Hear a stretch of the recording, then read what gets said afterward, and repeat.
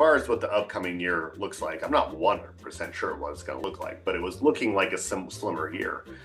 But now with dropping interest rates, we're having more buyers come into the market.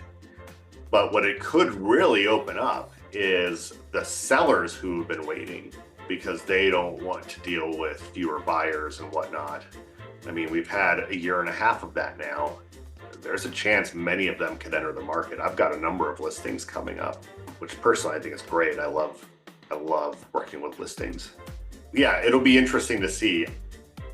I mean, one of the risks to sellers is that the market gets flooded with listings, because then there's always potential that supply outpaces demand.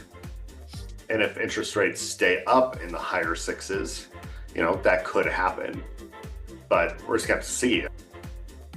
We can talk about interest rates and everything all we want. It's really people's attitude towards it and the market about it and how the media reports on it. That's what feeds into it as much, if not more, than interest rates, because I think we're entering the point where people understand the new normal of interest rates. Whereas a year and a half ago, the normal was still 3.5%, 4%, and it takes a while for attitudes and everything to reset.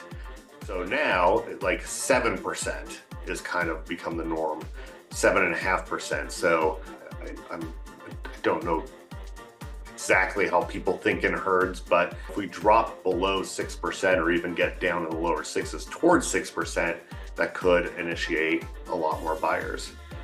There's people out there who want to buy a new home, a nicer home, a bigger home, maybe a smaller home if they're downsizing, maybe just a different part of town, be closer to friends, get away from a neighbor that they don't like, whatever. There's plenty of people out there who either want to buy for some reason or sell and buy because their life has changed. We just have to see how that plays out. On the whole, most economists that I've listened to have been under the impression that next year is going to be a slower year than this year. But you know what? Those economists are wrong all the time. All the time.